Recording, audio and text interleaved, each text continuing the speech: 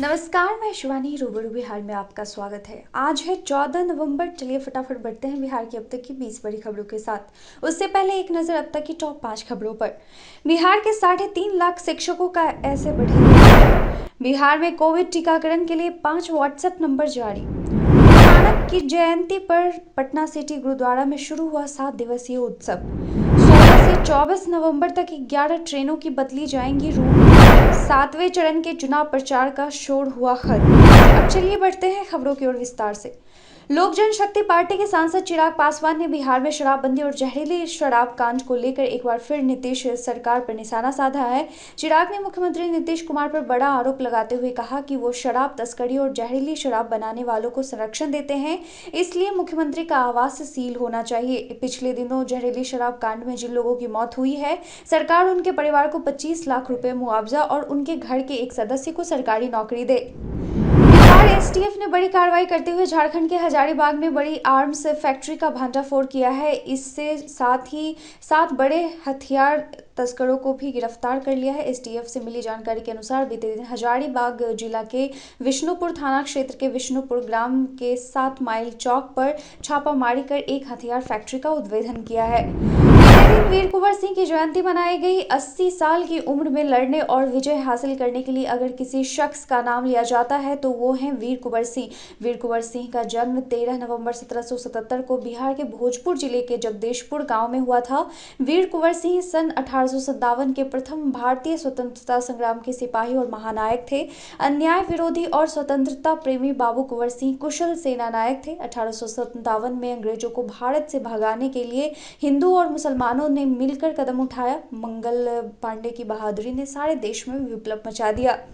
Rail यात्रियों की सुविधा के मद्देनजर पूर्वोत्तर रेलवे ने गोरखपुर और नरकटियागंज के बीच चलने वाली दैनिक अनारक्षित स्पेशल ट्रेन का संचालन करने का फैसला किया है। 05450 या 05449 गोरखपुर नरकटियागंज गोरखपुर दैनिक अनारक्षित स्पेशल ट्रेन का संचालन गोरखपुर से 22 नवंबर और नरकटियागंज से 23 नवंबर को निम्नानुसार किया जाएगा। दिवंगत सांसद मोहम्मद शहाबुद्दीन की बेटी हेरा शहाब का निकाह 15 नवंबर को है। प्रतापपुर के इस शादी समारोह को यादगार बनाने की पूरी तैयारी की गई है। बताया जा रहा है कि इसमें लगभग 50,000 लोगों का जुटान होगा। शहाबुद्दीन के बेटे ओसामा शहाब ने इसके लिए बिहार के मुख्यमंत्री नीतीश कुमार, झारखंड के मुख्यमंत्री हेमंत सोरेन, केंद्रीय मंत्री आरपी सिंह, अबू आजमी, बॉलीवुड के कई अभिनेता, मुख्य रूप से शाहरुख खान, संजय दत्त सहित अन्य वीवीआईपी को आमंत्रित किया है। बिहार पंचायत चुनाव के छठे चरण का मतदान 3 नवंबर को समाप्त हो गया था। 12 और 13 नवंबर को चुनाव परिणाम भी सामने आ गए। वहीं छठ पूजा के बाद अब 7वें चरण के चुनाव के लिए तैयारी तेज कर दी गई है। त्रिस्तरीय पंचायत चुनाव के 7वें चरण का मतदान 15 नवंबर को होना है। इससे पहले 7वें चरण के लिए चुनाव प्रचार अभियान बीते दिन शाम 5 बजे के बाद समाप्त हो जाएगा। 7वें चरण में बिहार के 37 जिलों के 63 प्रखंडों में चुनाव होना है। बिहार में 3.5 लाख नियोजित शिक्षकों के वेतन वृद्धि को लेकर नीतीश सरकार ने पहले ही संकल्प जारी कर दिया था और अब शिक्षा विभाग ने वेतन वृद्धि से जुड़ी डिटेल गाइडलाइन भी जारी कर दी है। आपको बता दें कि 12 नवंबर 2021 को जारी पे मैट्रिक्स में 1 अप्रैल 2021 के प्रभाव से जिन शिक्षकों के वेतन का निर्धारण होगा उन्हें वार्षिक वेतन वृद्धि का लाभ 1 जनवरी 2022 से मिलेगा। उपयुक्त पे मैट्रिक्स में वेतन निर्धारण में यदि किसी शिक्षक का मूल वेतन अपने कनीय शिक्षक से कम निर्धारित हो तो उनका मूल वेतन कनीय शिक्षक के मूल वेतन के अनुरूप निर्धारित किया जाएगा।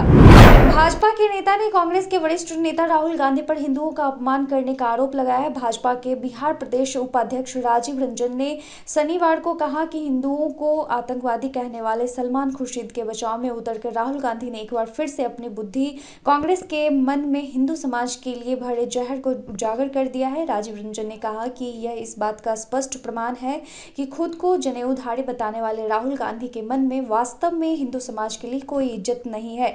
इनका मंदिर मंदिर घूमना केवल चुनावी स्टंट रहना है। वास्तव में यह लोग हिंदू समाज को जड़ से खत्म कर देना चाहते हैं। शुरू हुई जिन्ना पर सियासत अब बिहार में भी सुनाई देने लगी है। सपा प्रमुख ने यूपी में जिन्ना की तुलना सरदार पटेल और पंडित नेहरू से की थी, जिसके बाद से ये विवाद उठ खड़ा हुआ है। अब बिहार में भाजपा की सहयोगी पार्टी जेडीयू के नेता ने जिन्ना को बड़ा स्वतंत्रता सेनानी बता दिया है। जनता दल यूनाइटेड के MLC खालिद अनवर ने पाकिस्तान के संस्थापक मोहम्मद अली जिन्ना को देश के एक महान स्वतंत्रता सेनानी बताया है। जदयू नेता के इस बयान के बाद अब बिहार की राजनीति में भी जिन्ना आ गए हैं। बिहार लोक सेवा आयोग BPSC की 67वीं संयुक्त परीक्षा के लिए 19 नवंबर तक अंतिम रूप से ऑनलाइन आवेदन लिए जाएंगे। आवेदन में किसी प्रकार की गड़बड़ी या त्रुटि होने की स्थिति में 29 नवंबर तक अभ्यर्थी ऑनलाइन रूप से सुधार करा सकते हैं। BPSC के संयुक्त सचिव परीक्षा नियंत्रक अमरेंद्र कुमार ने बताया कि 726 पदों पर नियुक्ति के लिए आवेदन लिए जा रहे हैं। अब तक 4,61,000 आवेदन पहुंचे हैं। अभी आवेदन की संख्या 5 लाख पार करने की उम्मीद है। ठीक रहा तो बिहार के विधायक और विधान परिषद के सदस्य मुख्यमंत्री क्षेत्र विकास योजना के तहत 3 करोड़ रुपए तक के काम की सिफारिश कर सकेंगे। कोरोना के चलते चालू वित्तीय वर्ष में विधायकों को सिर्फ 1 करोड़ रुपए तक की योजना की सिफारिश का अधिकार है। संसदीय कार्य मंत्री विजय कुमार चौधरी ने बीते दिन कहा कि अर्थव्यवस्था में सुधार हो रहा है। चालू वित्त वर्ष में तो अनुशंसा का दायरा बढ़ाना संभव नहीं है, लेकिन सुधार की वर्तमान गति को देखते हुए उम्मीद की जा सकती है कि अगले वित्त वर्ष 2022-23 से विधानमंडल के सदस्यों की सिफारिश पर पहले की तरह काम शुरू हो जाएगा। बिहार के प्रारंभिक माध्यमिक एवं उच्च माध्यमिक विद्यालयों में प्रधानाध्यापक और प्रधान शिक्षक के नवसृजित 45,852 पदों पर जल्द ही बहाली शुरू होने की उम्मीद है। बिहार लोक सेवा आयोग BPSC से लेकर शिक्षा विभाग ने इसके लिए तैयारी तेज कर दी है। इनमें 40,518 प्रधान शिक्षक और 5,324 प्रधानाध्यापक के पदों पर नियुक्ति की अधियाचना भेजने की तैयारी है। शिक्षा विभाग को संबंधित पदों पर बहाली के लिए अधिकांश जिलों से आरक्षण संबंधी रोस्टर क्लियरेंस की रिपोर्ट आ गई है। बिहार में धनतेरस को लेकर छठ पर्व के समापन तक जहां घर घर में पवित्र उत्सवी माहौल रही, वहीं कहीं कहीं रुदन भी उठा, जो जहरीली शराब के सेवन से घर के सदस्य की मौत के कारण था। इसी के साथ एक बार फिर शराबबंदी की समीक्षा को लेकर स्वर तेज हो गया है। विपक्षी ही नहीं, सहयोगी दल भाजपा के तेवर भी अब इस मुद्दे का तल्ख है। पिछले 10 दिनों के भीतर 50 से अधिक हुई मौतों पर मुख्यमंत्री नीतीश कुमार का रुख भी अब कड़ा हो चुका है और 16 नवंबर को उन्होंने इसकी समीक्षा के लिए उच्च स्तरीय बैठक बुलाई है। माना जा रहा है कि नीतीश इस बैठक में शराबबंदी पर कुछ कड़े फैसले ले सकते हैं। सिख पंथ के प्रथम गुरु नानक देव जी महाराज की जयंती को ले बीते दिन सुबह तख्त साहिब परिसर से भोर 5 बजे निकली प्रभात फेरी गोविंद घाट से झाऊगंज गली होते अशोक राजपथ कचौड़ी गली घा रोड होते काली स्थान बाल लीला गुरुद्वारा पहुंची। 16 नवंबर को गुरु नानक देव की जयंती को लेकर गुरु के बाग में 3 दिवसीय अखंड पाठ रखा गया है। वहीं 18 नवंबर को अखंड पाठ की समाप्ति के बाद दोपहर 2 बजे गुरु का बाग से निकलेगा नगर कीर्तन। इधर तख्त श्री हरि मंदिर में 17 नवंबर को अखंड पाठ रखा जाएगा, जिसकी समाप्ति 19 नवंबर को मुख्य समारोह के दिन होगी। जयंती में स्थानीय सिख श्रद्धालु शामिल होंगे। बिहार में कोरोना टीकाकरण को और सुगम बनाने के लिए राज्य स्वास्थ्य समिति ने व्हाट्सएप चैट बॉट वैक्सीन मित्र की शुरुआत की है। इसके लिए बाकायदा 5 मोबाइल नंबर भी जारी किए गए हैं, जिन पर कोई भी व्यक्ति हेलो या हाई लिख टीकाकरण से जुड़ी जानकारी प्राप्त कर सकता है। राज्य स्वास्थ्य समिति के अनुसार व्हाट्सएप चैट बॉट वैक्सीन मित्र एक वर्चुअल प्रोग्राम है जो वर्चुअल ईमेल संवाददाता के रूप में काम करता है। यह फिट किए गए प्रोग्राम के अनुरूप व्हाट्सएप पर कोई संदेश मिलने पर सूचना मांगने वाले को एक जवाबी संदेश भेजता है, जिसमें पास के टीकाकरण केंद्र टीके की उपलब्धता जागरूकता से बड़ी जानकारी देती है। ये कॉन्टैक्ट नंबर आपके फोन स्क्रीन पर है, आप नोट कर सकते हैं।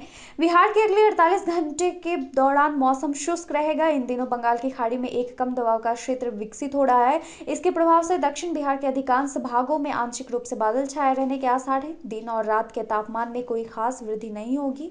प्रदेश का न्यूनतम तापमान 16 से 18 डिग्री सेल्सियस के बीच रहने का अनुमान है।